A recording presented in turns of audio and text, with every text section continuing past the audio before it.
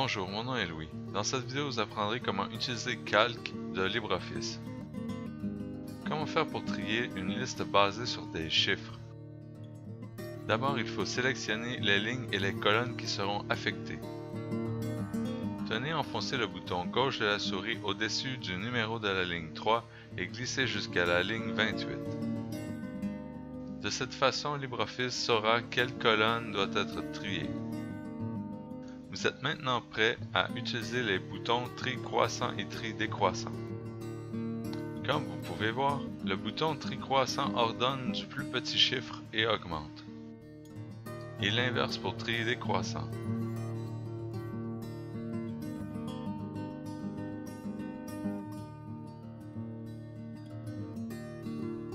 C'est souvent utile lorsque nous avons un numéro de client qui revient souvent et qui est relié à différents produits par exemple. Notez que vous pouvez sélectionner les cellules sans utiliser le numéro de ligne. Tenez enfoncé le bouton droit de la souris au-dessus de la case A3 jusqu'à la case P12 et cliquez sur le bouton Trier. Vous obtiendrez une fenêtre vous permettant de trier en ordre croissant jusqu'à 3 clés. Si vous laissez les paramètres par défaut, les numéros de clients seront ordonnés, mais pas la colonne des produits. LibreOffice doit passer deux fois pour faire le travail, une fois pour la première colonne et une deuxième fois pour la deuxième colonne. Comme vous pouvez voir, la liste des produits du client 100 sont dans l'ordre croissant. Utilisons maintenant le bouton Autofiltre qui vous permet d'obtenir seulement les numéros de clients désirés. Commençons par donner des noms à vos colonnes.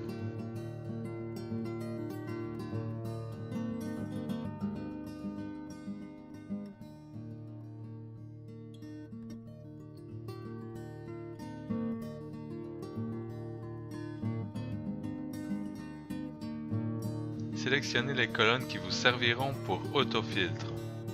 Une flèche descendante apparaîtra pour confirmer que la colonne utilise un autofiltre. Cliquez sur la flèche qui pointe vers le bas à droite de Produits. Vous obtiendrez le menu de la colonne avec différentes options. Mais concentrons-nous sur l'autofiltre numéro avant tout. Cliquez sur la flèche descendante à droite de Numéro. Une façon de désélectionner tout, c'est de cliquer sur la boîte à crochets, surtout s'il y a des centaines de types de données à désélectionner. Cochez 100 et cliquez sur le bouton OK. Vous obtiendrez seulement le client numéro 100. Pour revenir en arrière, cliquez sur la flèche descendante et cliquez à nouveau sur la boîte à cocher Tout suivi du bouton OK. Vous pouvez aussi ajouter un enregistrement et spécifier un produit ainsi qu'un numéro de client. Notez que vous pouvez ajouter le client en tout temps et que LibreOffice l'ajoutera à la fin de la table même si vous l'ajoutez pendant l'application d'un filtre. Si vous avez plusieurs colonnes, même 2 et plus, vous pourrez utiliser l'autofiltre sur ces colonnes. C'est maintenant à vous de jouer.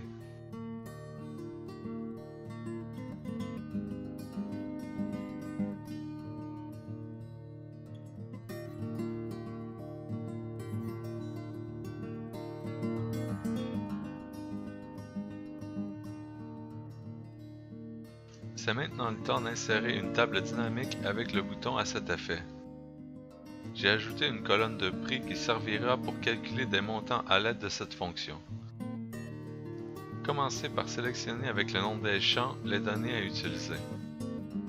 Cliquez ensuite sur le bouton Insérer une table dynamique.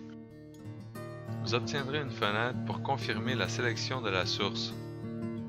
Cliquez sur OK car nous avons déjà sélectionné la source.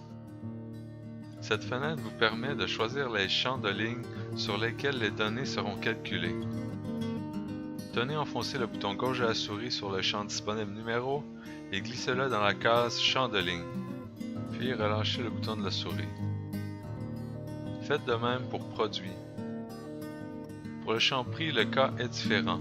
Il faut le glisser dans le champ de données pour indiquer à LibreOffice que ce sont des chiffres à calculer.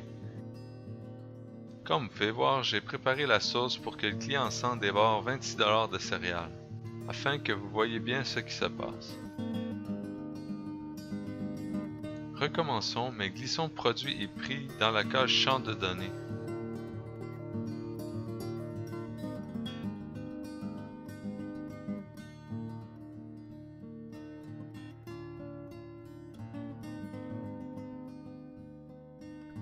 Comme vous pouvez voir, vous obtenez un tableau du montant total des achats de chacun des clients. Notez qu'il n'y a pas de données inscrites dans la colonne B parce que ce ne sont pas des chiffres calculables.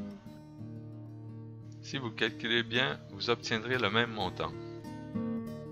Comme vous avez sûrement remarqué, les feuilles de calcul apparaissent en bas de la fenêtre. Vous pouvez les sélectionner en cliquant le bouton gauche de la souris.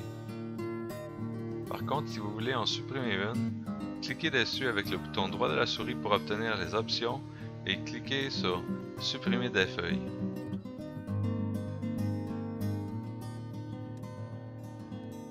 Gardez en tête que si votre feuille d'achat est modifiée, vous devrez recommencer l'opération des tables dynamiques à nouveau.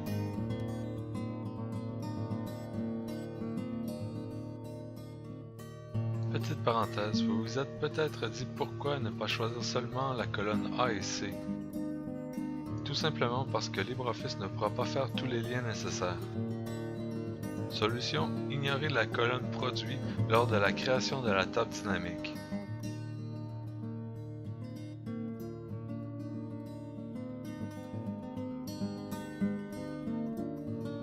Voilà, c'est tout pour cette partie.